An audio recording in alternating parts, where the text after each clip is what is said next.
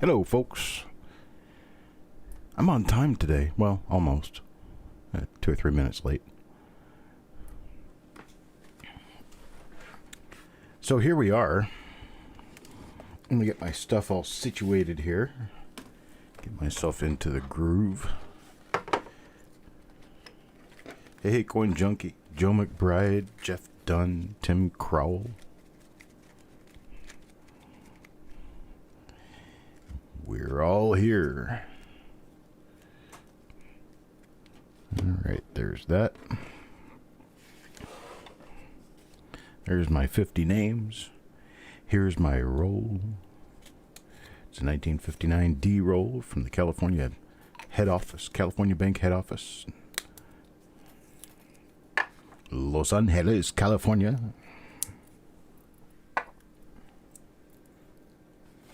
My bag. I'm gonna put all of my names in my bag. Get that ready to go. Gonna open up the roll. Get my little tool out and get us ready to go. Adam Chambers, good morning, Wild Bill. Time to get this party started, that's right. Got everybody ready to go. Got my roll ready to go.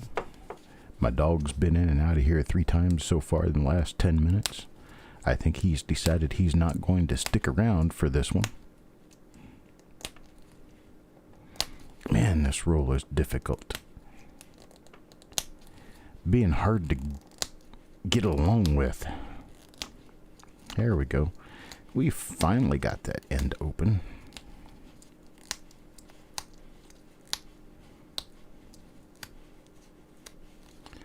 Now, I'm not touching the coins, folks. I'm just picking at the paper. That's it. With a plastic tool. Roll goes over the coins. And let's see what we end up with in this roll. Okay.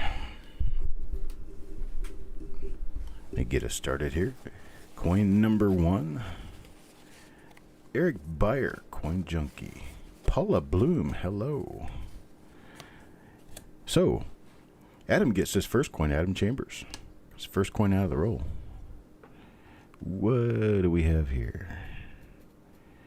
Well, let's see.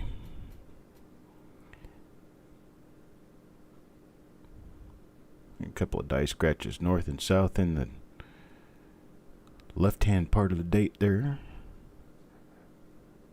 We've got no doubled eyelid. We've got no RPM. And looking at In God We Trust in Liberty shows us about the same thing. Nothing outside of a normal coin here.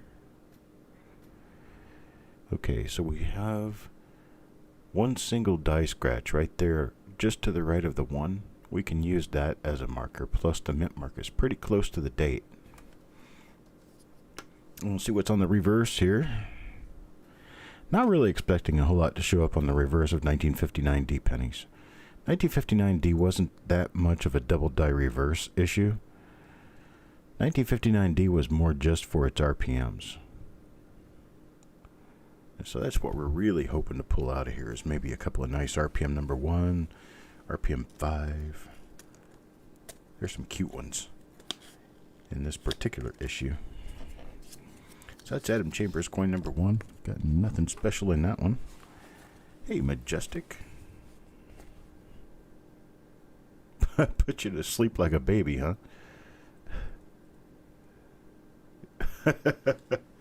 Sorry, Dave.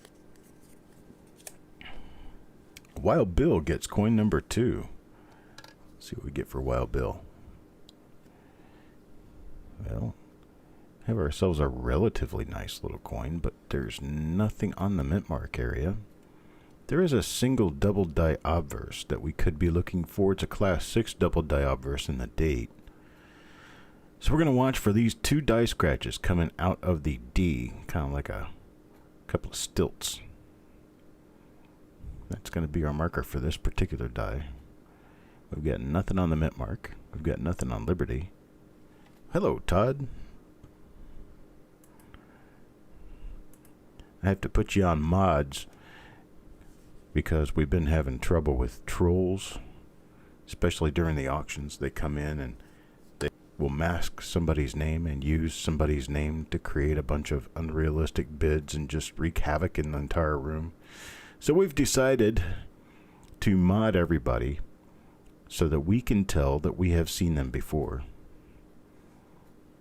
Coin Variety Group.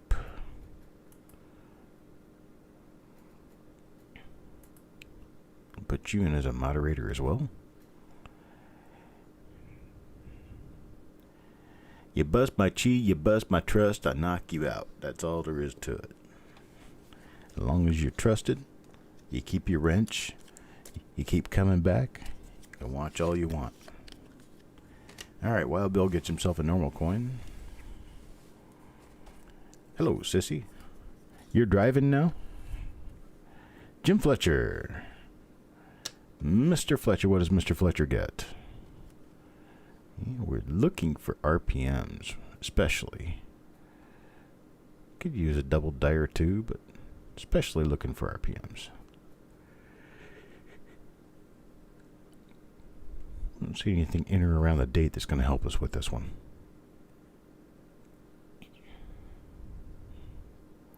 So let's look for an eyelid. Let's look around for something on Liberty.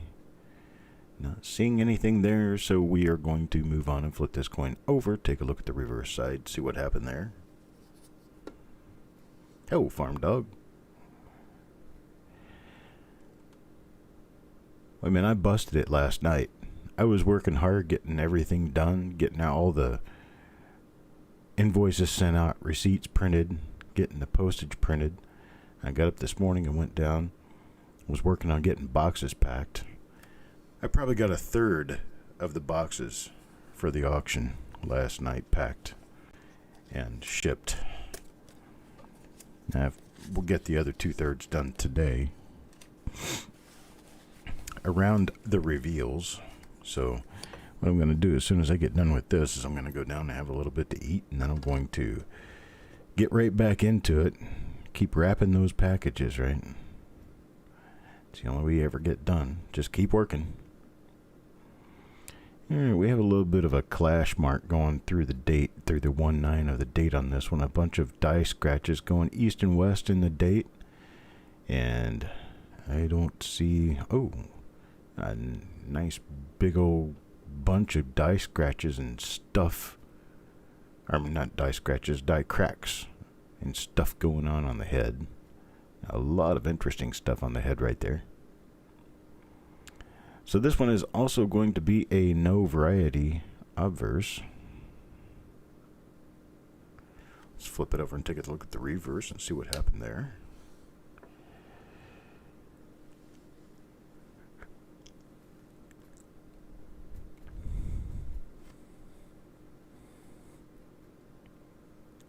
Not seeing anything out of the ordinary on the reverse either, so this is yet another normal coin. And this one goes to Eric Beyer. That's coin number 4 to Eric Beyer. Morning, Jeremy. Hope everything's going all right with everyone today on this fine feathered Wednesday morning. Jim Fletcher. Oh, look at that. We have ourselves a nice little grease struck through. Something struck through. The bottom half of the first 9 of the date is just completely missing. That's interesting. That's a cool little error right there. Neat looking coin. Let's get on around and see if there's anything else to look at on this one. Yeah, it looks like a 1059, doesn't it? Almost. Yeah, that's really nice. You see how the color of the coin shifts just a little bit in that area? That's because the lighting is not catching the luster there. There's no luster in that area because, well, it was all kind of matted down by whatever stuff was on the die.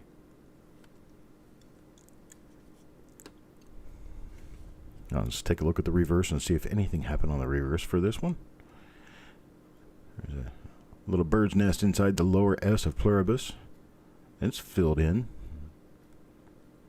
A little bit of a die crack on column 1, not much.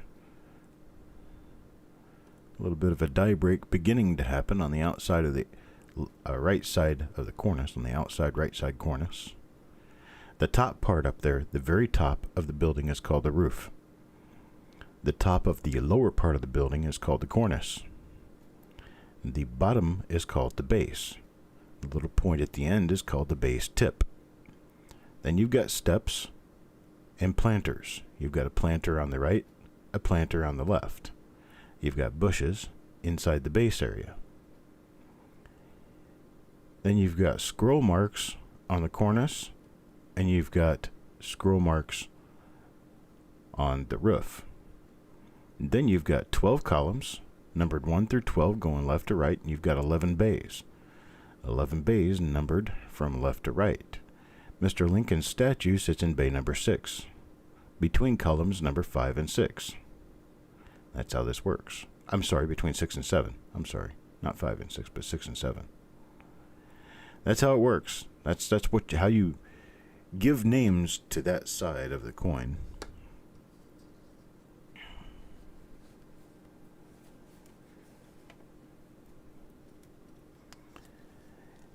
And that's coin number 5 for Jim Fletcher. That's our anatomy lesson for the day.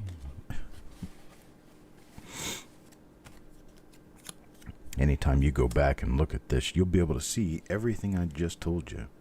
Jim Fletcher again. Jim Fletcher gets the next one. Let's see what the next one is.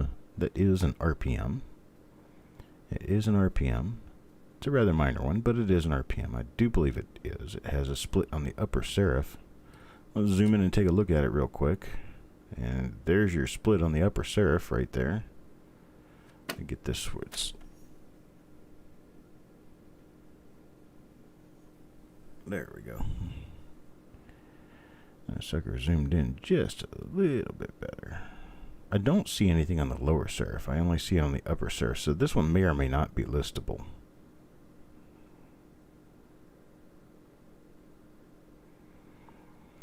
Listable being it has to have enough character. You have to be able to photograph it pretty easily at 30x, or it's not really going to mean much to very many people, because most people search coins with a loop. A lot of people search coins with a 5x or a 10x loop. And if it's not going to stand out pretty clearly under a 5x or a 10x loop, there's really not any point in making the call on it as a collectible, marketable variety and trying to sell it. So if there's no point in trying to do that, then there's not really any point in listing it. Yeah, of course, we could be purists and we could list absolutely everything, even if it takes an electron microscope to find the difference. But when you're doing something like that and you get that detailed into attempting to find what you're looking for. Hey, Steven, I missed you last night, buddy. This one's a new one. This is Justin right here. Justin's a new guy to the family. He's going to get coin number 7. Let's take a look at coin number 7. We've already seen this die.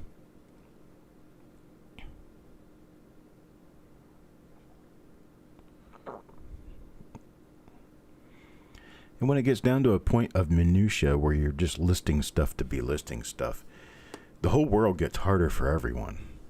In part, the world gets harder for the collector because they have to now find more different coins that may have very little or no meaning to that person. And then the attributor has to be ready to attribute more and more minor coins, where it takes longer and longer, and all you're doing is building a list of frustration when you keep building into a die system with minutia, stuff that's just too small. If it's recognizable relatively easily and it's decent, you know, I've seen this before. There's a little thing going on at the bottom of the 5 there. I thought that was a little fleck of metal on the last coin I saw, but on this one I'm sure it's die damage now. Something going on with the die there at the bottom of the 5, so that is a good marker for this die.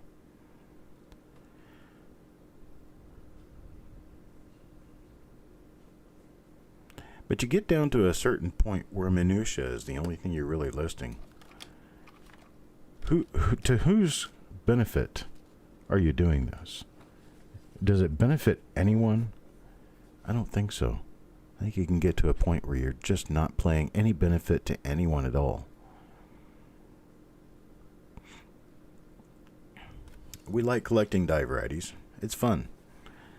But the die varieties that we like collecting are the ones that are interesting, and they show a little bit of doubling on the coin and make a reason for trying to keep it and for trying to do something with it.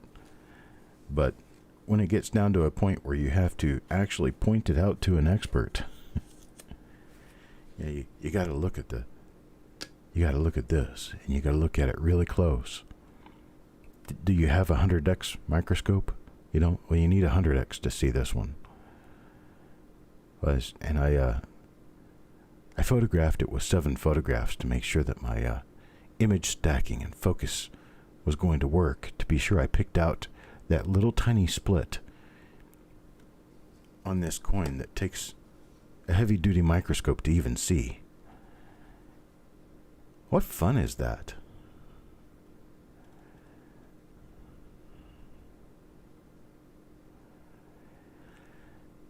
There are a lot of the really minor ones. There are, and we're working on trying to make sure that what we list is something that has a little collector fun. It's part of why James Wiles won't list split serif RPMs. He says that they're too minor, nobody cares about them, and I tend to agree with him in certain cases. When you get down to the one little single split in one serif on a 1960D Lincoln Cent, how many different ones of those do you need before you're just going to call it done? Before the fun just drains out of the whole thing.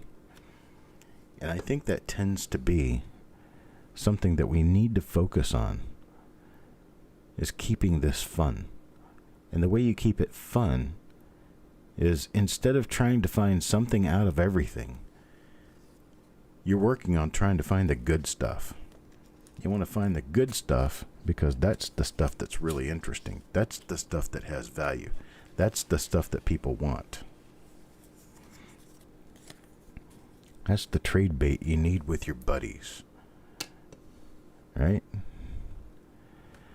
That's all the stuff that you have to use a microscope like this one just to be able to see it. He's a little too minor. Just starting to fool with the minutia. You get into the minutia and you get into no fun.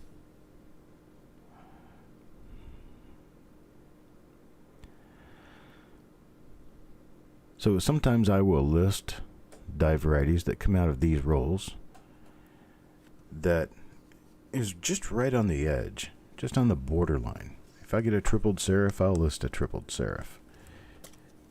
If I get a bar L in a date that doesn't have 100 of them already, I'll list it. Not really going to be into listing all the really, really minor doubling on the hand of the book on the 2009 formative year Lincolns. There's just too many of those already. Not going to get too much into listing minor split serifs on 1959D or 1960D Lincolns. We're looking for the good stuff. We're looking for the stuff that actually has good marketability.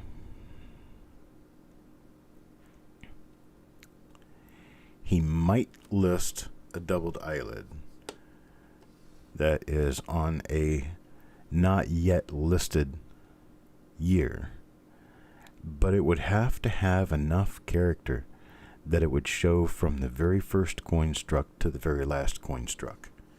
If it's any of the really minor or shallow doubled eyelids that have a tendency to wear off the die over time, probably won't list it because it's not good enough. It's there, not arguing that it's not there, just saying that it's really just too minor to mess with. And that's where Dr. Wiles goes commonly with the really minor stuff, is that it's just not good enough. Yeah, it's there. Yeah, I can see it. I'm not going to argue with you. Definitely there. Just not enough. And that's, of course, going to be a subjective thing with each person. I mean, I have taken a certain subjective / objective way of taking a look at these varieties to see, whether or not they're listable, whether or not there's something there, especially with the column bars, I call them. They're the little bars, little extra doubled columns that show on either side of the statue on a lot of the later memorials. Yeah, I've got this rule that if it's a bar and it's a double die with a little column bar, the doubling has to be the length between the hand and the foot of the statue, or it's not listable. It's pretty simple. We've seen this die before. Look at the stuff below the 5. So we've been on this one before. This coin goes to Wild Bill.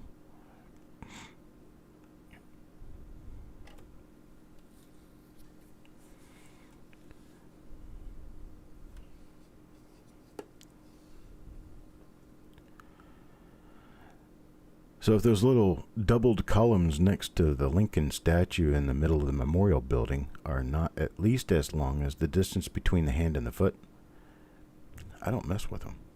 There are hundreds and hundreds and hundreds of those things, and most of them have very little interest factor.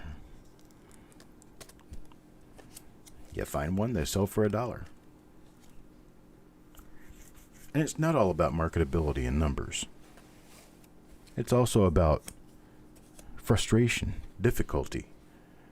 If I tell you there's 300 double die reverses for 2001 Lincoln cents and 289 of them you have to use a very powerful microscope to even see, where's the fun in that? Haven't missed anything yet, Joe. Unfortunately, this roll is working out to prove to be a dud. I'm not finding anything in this one so far. I'm running across the same dies over and over again, but they all happen to be very well made, in the eyes of the mint, perfect dies. Perfectly fine for striking coins and not having anything out of the ordinary on them. With clashes, clash is just going to be an interest factor thing. If you've got a clash, and it's a nice strong clash, and you can read letters, or you can see the design pretty clearly in the clash marks, then you're good. I think that's a reasonably valuable coin. Reasonably valuable meaning that most clashes aren't going to bring more than a double to triple premium at most.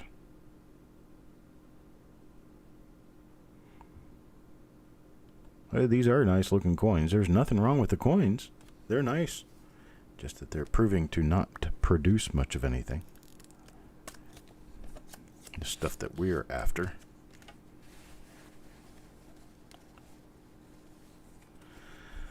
So in general, for instance, like with Memorial Lincoln cent, okay? Memorial Lincoln cent, what we're really looking for any real value in a clash is going to be that you can see a number of the columns in the field on either side of Lincoln's statue, or on either side of Lincoln's bust, out here and out here, that you can pretty clearly see columns. That's what we're looking for. There are so many wheat cents with that little line inside the throat from the N of cent, or there's so many of the memorials with the little line running through the 1 and the 9. They make good markers, but they don't make good value, because there's just not enough interest factor and stuff like that to make them valuable. And collecting, like with a number of other markets, it's not all about condition. It's not all about scarcity. There are a lot of really minor RPMs that I can show you that are very scarce. There's only a few known in the world. But that's partly because some people don't even notice them, and other people have noticed them and put them in tubes, and they're sitting all over the country in tubes in people's boxes in their closet. And there's nothing that they can do to list them because they haven't been listed in any of the professional systems. And so they just sit. There are probably 1,000 RPM number 174 coins out there somewhere. But now RPM number 174 being a relatively minor RPM, who's going to find them? Who's going to go through the trouble to attribute all of them? So when you can get an RPM number 174 that is attributed by the source, myself, or by someone under my employ, as far as 1mm 174, probably time to get it, because you may or may not ever find one. You may or may not ever even seen them available for sale again. And I try to make them cheap enough so that they're pretty easy to collect. I mean, 1960 DRPM number 174, you're going to pay $3, $4, $5 a coin if they're in nice red BU condition. And a lot of that's just for the fact that it is a listed RPM. It helps you finish a set. We've seen this die before. And they have a little interest factor. It's kind of like, bread ties. You want to collect all the different colors of bread ties? You guys know what bread ties, why they're different colors? And bread ties are the different colors because they're color-coded for each day of the week from the bakery. So the bakery wraps, let's say, Monday in red, Tuesday in yellow, Wednesday in blue, Thursday in white, and Friday in green. They put that bread out on the shelf. They know when it's going to go bad or when they need to pull it from the shelf because of the color of the tie. Let's say you were going to collect bread ties, all the different colors of bread ties. You just didn't make it to the store on the days when they were doing the white ties, and suddenly you don't have a white tie. Well, they're not expensive. They're not any more expensive than anything else, but you don't have a complete set till you get that white tie. And you know as a collector what it means to have a complete set. Can't sleep with yourself until you have finished that set.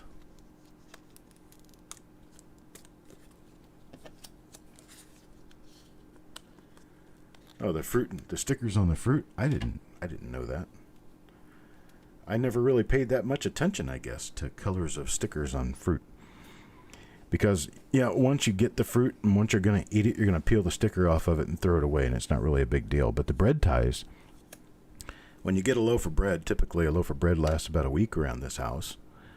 So you buy a loaf of bread and you're twisting and untwisting that little tie for a whole week. You're going to see it. You're going to notice it.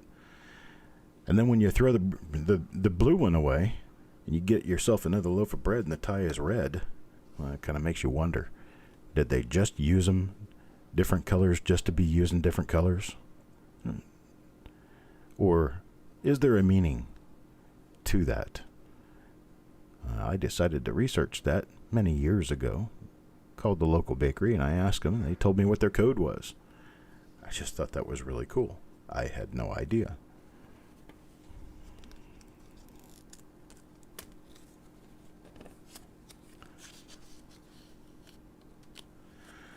Oh, Mike Wolf.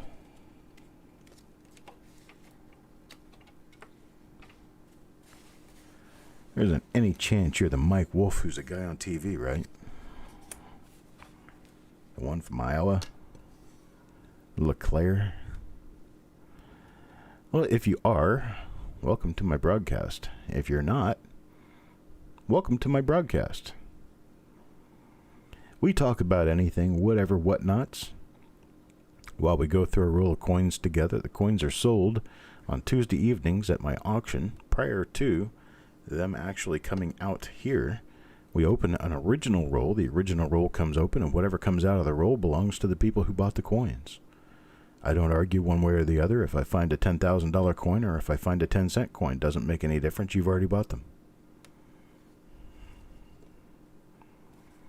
And that's how I do what I do.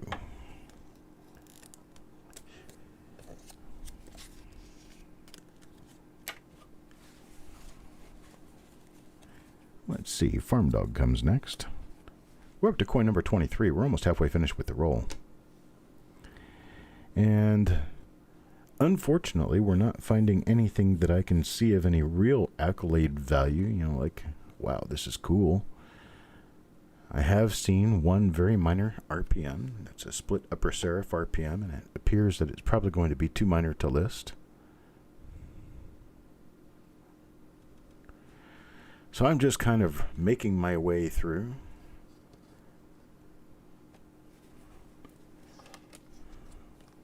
I think the Mike Wolf on TV, I think he spells his name with one F.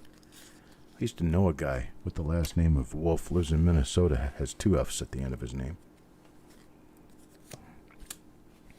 Here's Justin again. Justin took 5 spots in this roll. You see that little thing on either side of the one? Kind of looks like a little wing on either side of the one. That's what's left of a die clash mark. And that's actually the roof of the memorial building on the other side. You can see it coming out just below his bow tie along the vest line, and through the 1 and then into the left part of the 9. It's all from the same thing.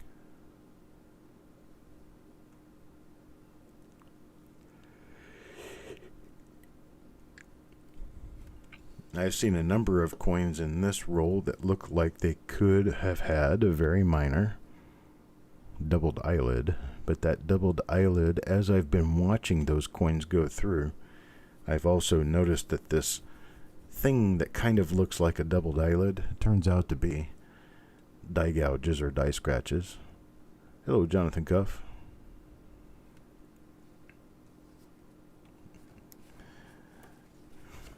My other 2 wishes.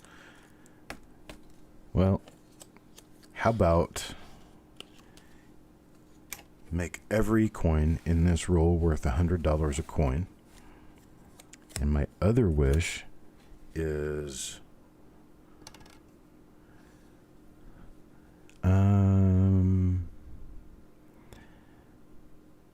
that this kind of fun with us never ends.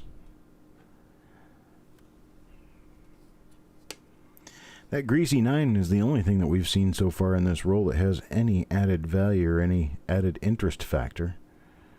We've not really found much of anything in this roll. This was an original bank wrapped roll from Los Angeles, California from 1959.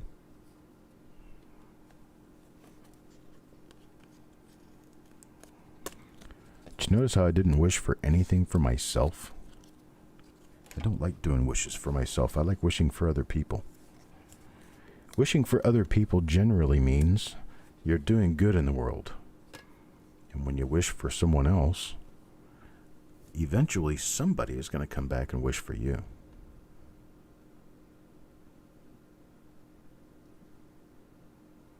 You get that eventual wish for you, and you get that nice warm fuzzy feeling. Somebody's done something good, and you were the reason why. Love it that way. Clog the Drain, good afternoon, sir.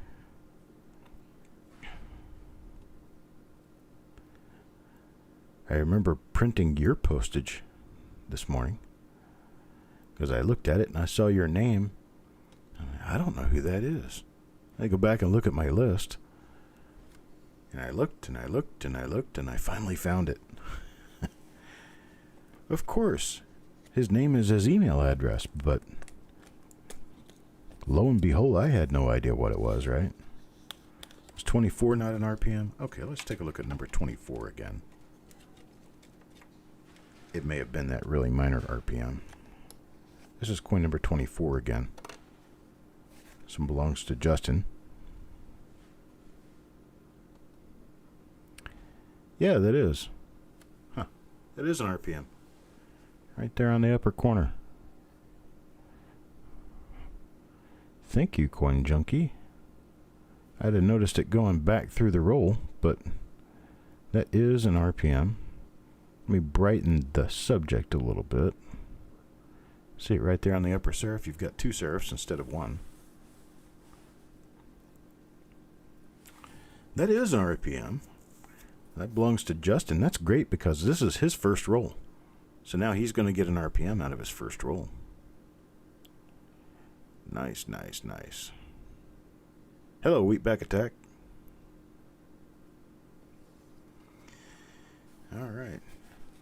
Good eye, Coin Junkie. Thank you.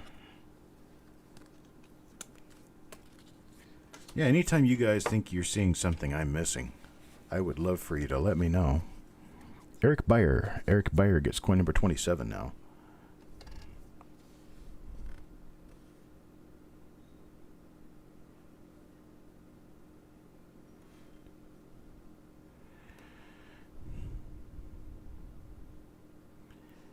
Anytime is a great opportunity for coin time. A little interesting little die break there. Like a little button on his head. Let's flip over and take a look at the other side, see what happened there.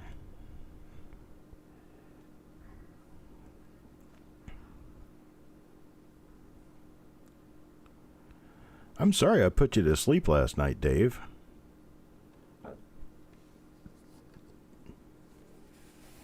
He did get a couple of things in the auction, though.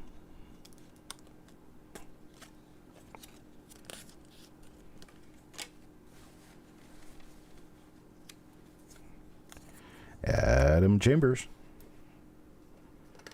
See what we got for you. Well, it's not another one of those RPMs.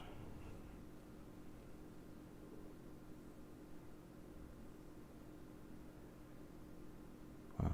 A lot of die cracks on this one. A lot of interesting die cracks. So you got the girls downstairs making themselves lunch, and the dog is barking at them because they're making human food, and he's wanting them to drop something on the floor, but they're ignoring him.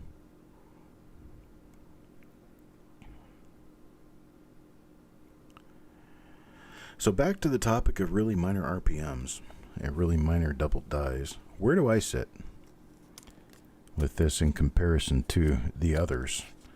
Well, I think the Cherry Picker's Guide has its own purpose, and its purpose is to note the best of the best for the people who have coin ADD, the people who can't pay attention to the minor stuff.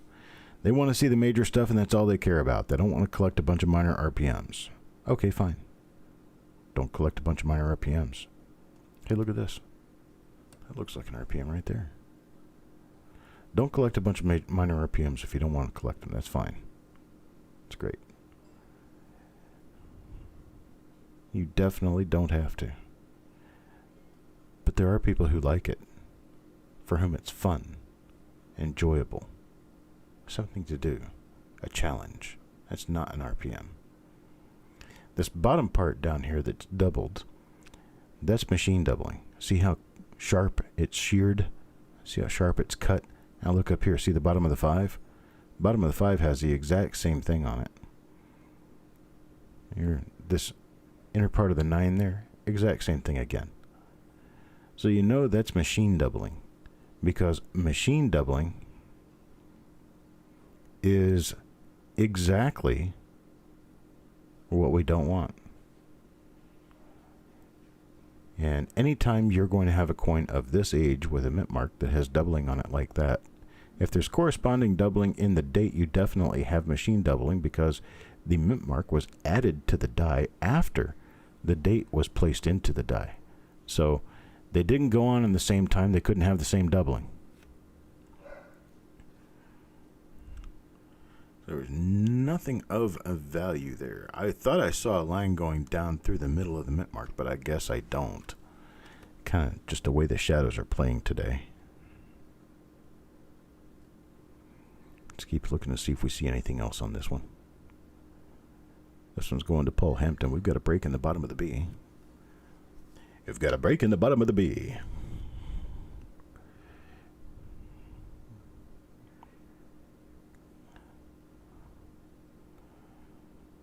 Nothing on this side. Nope. Nothing there, folks. That's coin number 29. Coin number 29 now is Paul Hampton's. Now for coin number 30.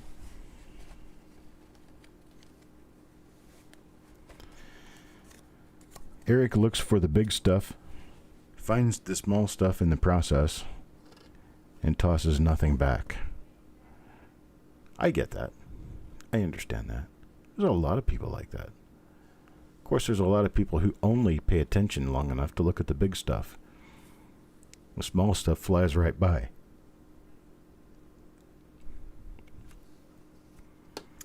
Then you got people who will find it and they'll segregate it because they know somebody will buy it, but they're not interested in it. We've seen this die before.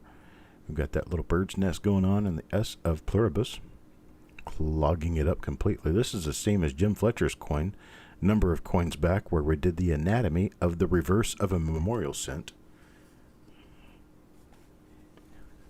Live and on camera. I don't know why I'm doing my radio voice today. It doesn't make any sense. This is not a situation where a radio voice is important.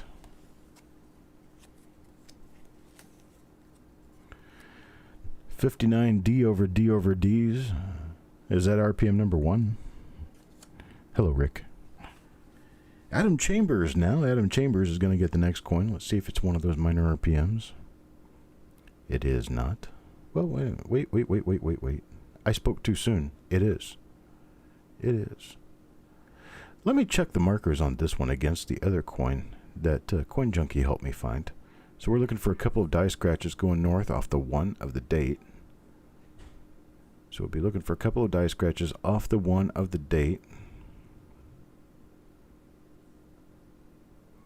Looks like we've got a die gouge running through the upper part of we.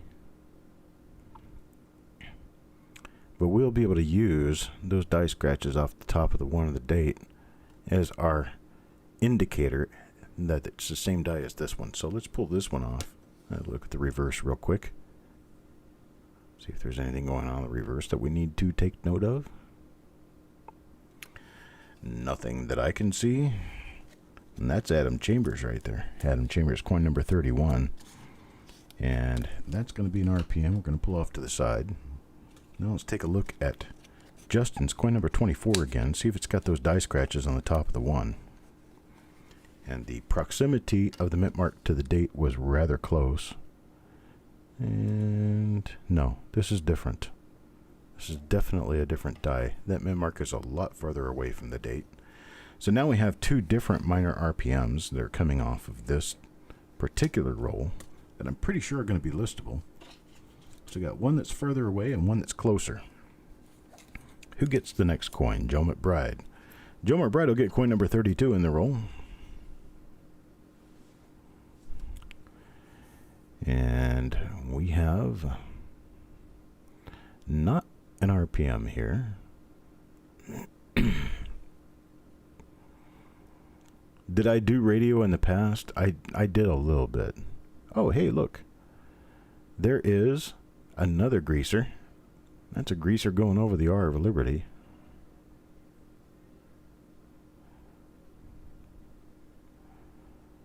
Nice, nice. Now we've got 2 nice greasers out of 1 roll.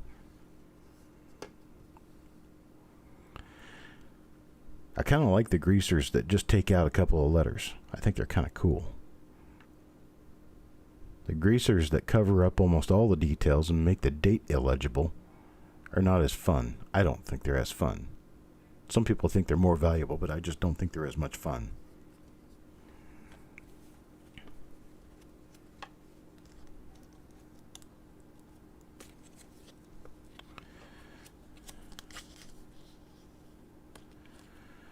A proof quarter with what looks to me to be machine doubling on all the outer letters and numbers of the obverse. Would that be consistent for machine doubling? Probably yes. Machine doubling is very common on proof coins. Is it from the 70s? Because it's really common in the 70s. This is another one of these with a little bit of damage at the bottom of the 5 of the date. Hello, Shannon. Did Fox Run Forge come in and I missed him? Sure enough. Right there, Fox Run Forge, good morning. Or good afternoon, depending on where you are in this great country of ours.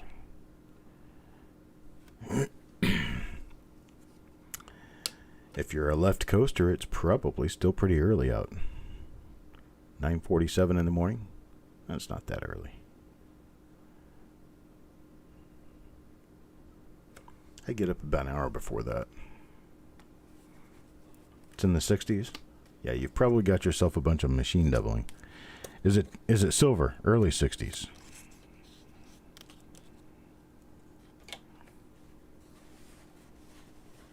Because if it's silver and the doubling is in God We Trust, you could actually have a double die.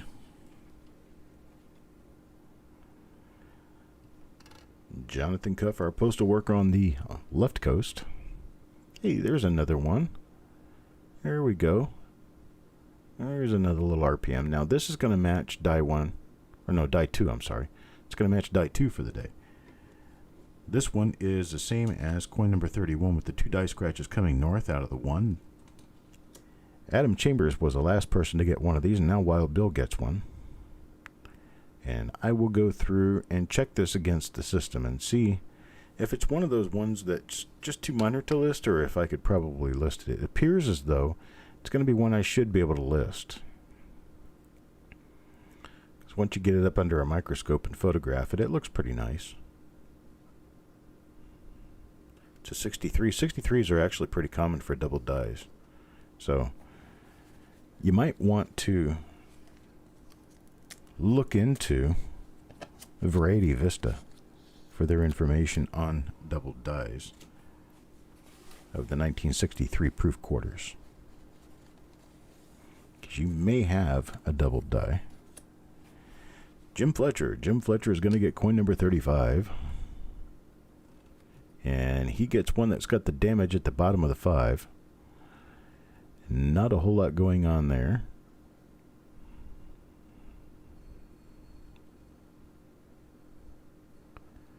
I've done some voiceover work in my time.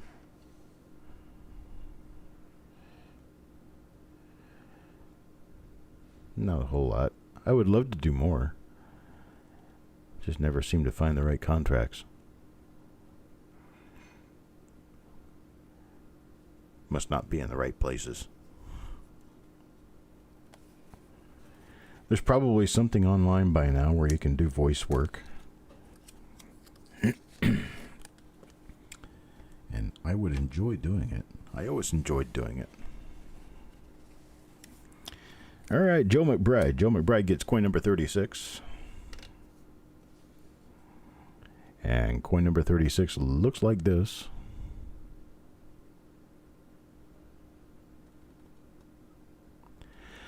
Jonathan, yes. If it is a die variety, I will put on...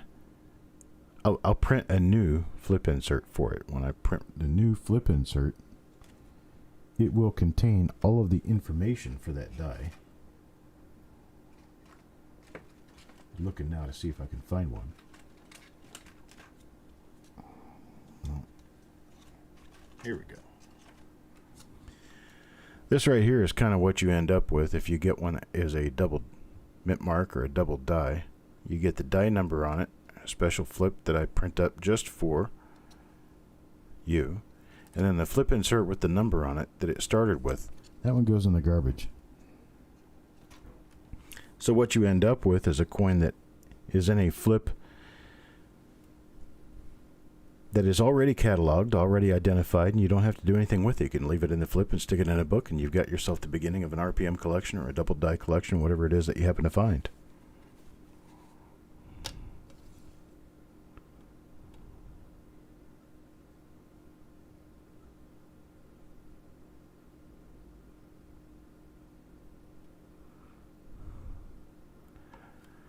Actors make more money doing voiceovers? Maybe it's because their voices are recognizable. My voice isn't very recognizable, I guess.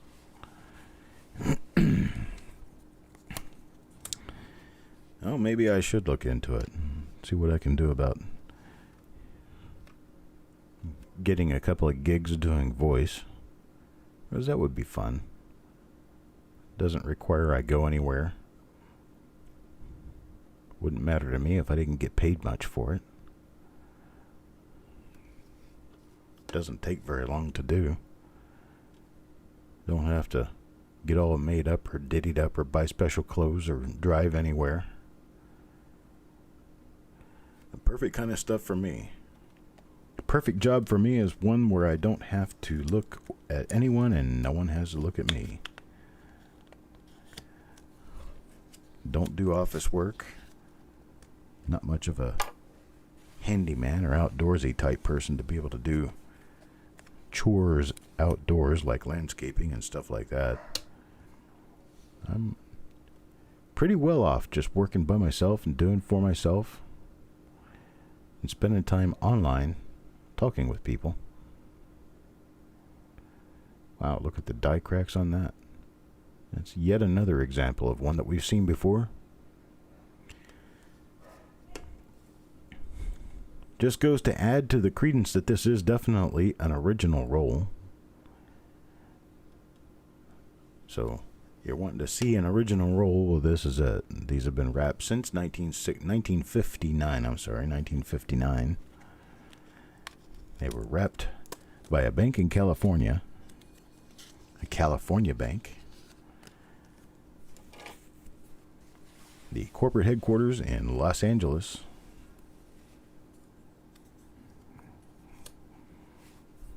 Went to school with SpongeBob. I imagine that guy's not hurting for any cash right now. It's part of the problem with a lot of rich people. They get really rich all of a sudden because they think their richness is going to last forever. Then they quit getting paid, they run out of money, and they're broke living in a mansion. I would never do that. No matter how much money I got for whatever it is I did, I would live as modestly as I needed to live. When I started getting an overage of money that I just don't seem to find any real good purpose for, then there are purposes all over the world for that extra money. There is no need to live in a 20-room mansion just because you have money.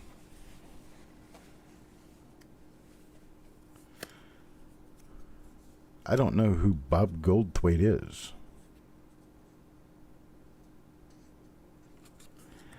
Here's Wild Bill.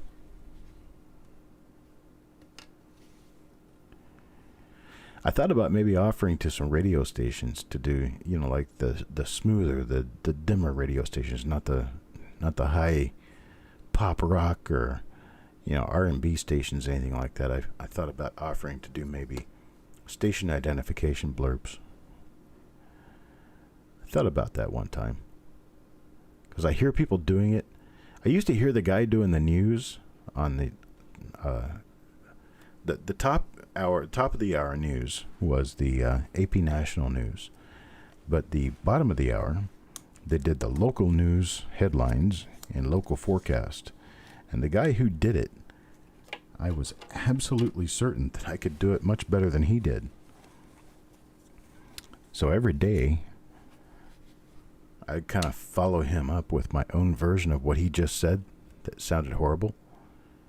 And I kind of impressed myself with it, but I never pursued it, never went anywhere with it.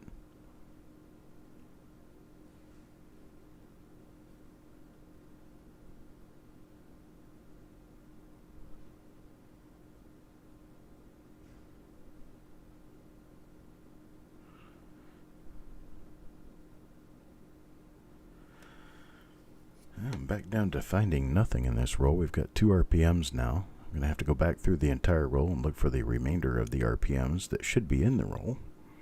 It's generally not going to be a thing that you're only going to find one example of a die in an entire roll, but it can happen. Yeah, I met the guy in Police Academy that did all the sounds. He was kind of neat. He was an Air Force brat the whole time he was growing up.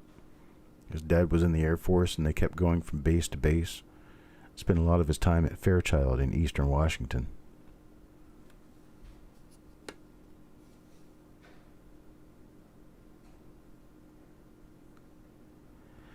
Well, I appreciate that, Fox Run Forge. I never figured I actually had a voice for much of anything when I was younger. I mean, somebody told me, hey, you ought to do something with voiceover. And I'm like, why? Don't sound any different from anyone else. Yeah, you do. Yeah, Michael Winslow, he's really cool.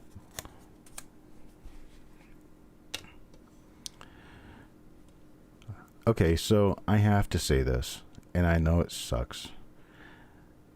So the guy's name, who I'm going through this coin right now for, is Justin Busman. But for some reason, I typed Justin B on his, because Justin Busman's too long, but I typed Justin B on his name card. Every time I pull the card out and look at it, I want to say Justin Bieber. I know that's just, it's horrible, but that's where my head goes. And next coin goes to Justin Bieber. Yeah, I know, it's just wrong. You don't ever make fun of people like that. Lightning gonna come down and strike me dead in the morning. I tell you.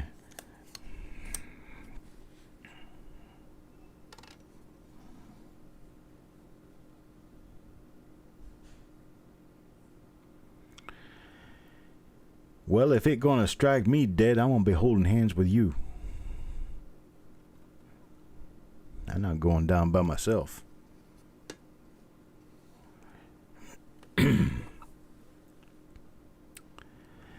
Well, we found some interesting coins in here. We keep running into that bird's nest. Same die pair over and over and over again. Did that yesterday. Kept running into the same die over and over again.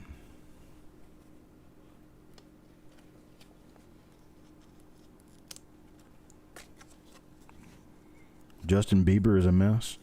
Justin Bieber's been a mess since he was quote unquote discovered.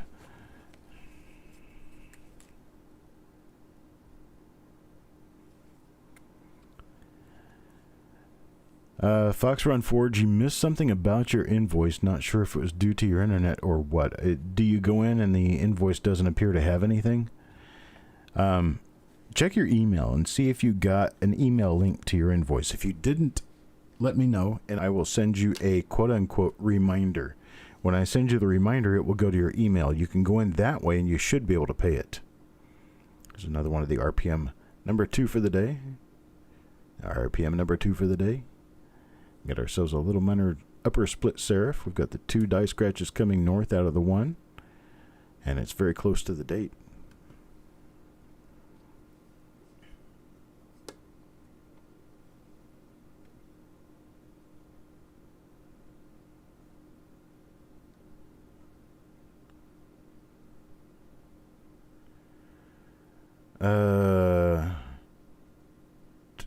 I'm not really sure what we're talking about, Majestic.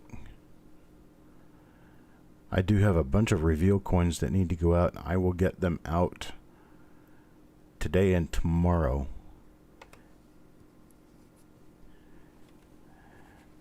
If that's what you're talking about. I'm not really sure what you're talking about, though. Bill 457, yes, I did get an email from you. When it comes to filling lists like that, it will take me a few days to get to it. I don't remember what I saw on this one. Die number 2. Okay. That's a die number 2 for the day. We're up to coin number 46, Paul Hampton. Paul Hampton's going to get coin number 46. And this is coin number 46.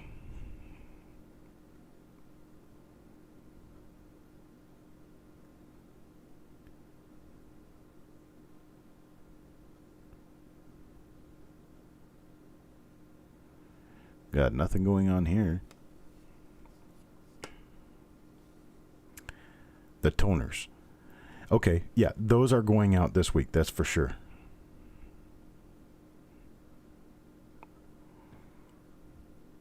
They'll be out in the next day or two. As you can imagine, I have a whole lot of packing and shipping to do right now.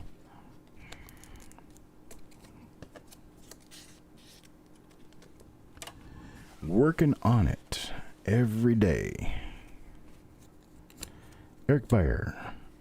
Eric Bayer gets coin number 47. This is coin number 47. We also do not have an RPM here. This is another one of those with all of the cracks all over the head. Thank you, sir.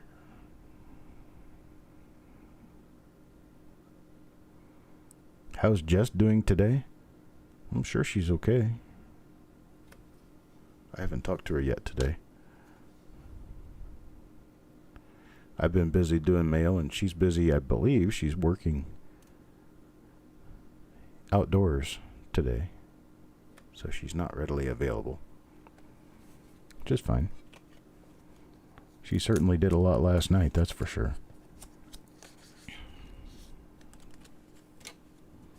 Should have seen me running around this house with all these coins over the last week. Getting them all ready to go. Jeff Stanley. Jeff Stanley gets the next coin. That's coin number 48. We've only got 3 coins left in the roll, and this is one of them.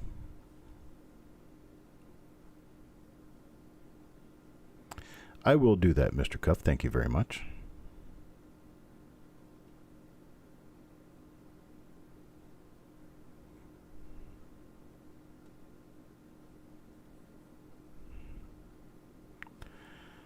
That's part of the reason she sticks around, because she does a good job and she likes what she does. Couldn't ask for someone better to work with. Alright, now we got coin number 48. In and out, Jeff Stanley. Now we're on to coin number 49. We got 2 coins left in the roll. As soon as we get done with these 2 coins, I'm going to need to take off. We do have another show coming up at 3 p.m. today. It's going to be a 1971 Philadelphia roll. A 1971 Philadelphia roll at 3 o'clock, and then we have a 1947D. That'll be at 7 p.m. Those times are Eastern time.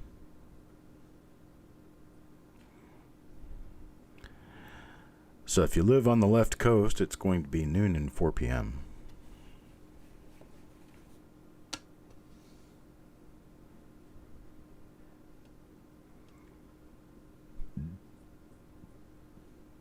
Another repeat of our bird nest die. Coin number 49. Now for coin number 50, and the final coin in the roll. Get Jim's name in there. There we go. We go to Joe McBride. Didn't he get coin number 1? Did he start this roll? I think he did. No, Adam Chambers started the roll. Joe McBride came in a little bit later. Okay. So this is Joe McBride's coin. Little bit of spottiness.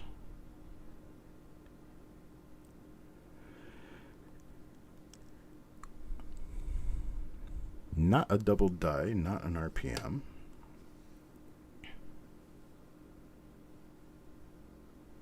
Okay, Jeff, I appreciate it. I'll check it. If it's about the invoice not working, I can send you a reminder through PayPal. It'll send you a link to your email, and you will be able to pay it from there.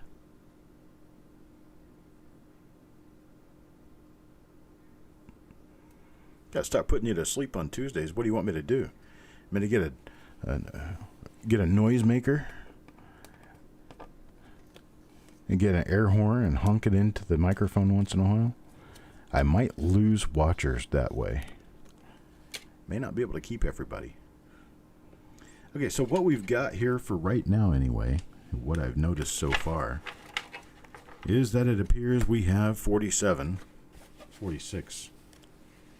normal coins. 46 normal coins. We have so far one example of RPM number 1 for the day. That's going to be coin number 24, going to Justin Bussman, not Justin Bieber. And then we have 3 examples of die number 2 for the day so far. We've got number 45. That goes to Jeff Stanley. We've got number 34. That goes to Wild Bill. And we've got number 31, which will go to Adam Chambers. That's what we've got so far. I will probably find more when I go back through this roll after lunch. which is where I'm headed now. So I appreciate it, folks. Going to be back at 3 p.m. Eastern Time. 3 p.m. Eastern Time. We've got a roll from 1971 to open. I hope to see you there. And until then, have a great day.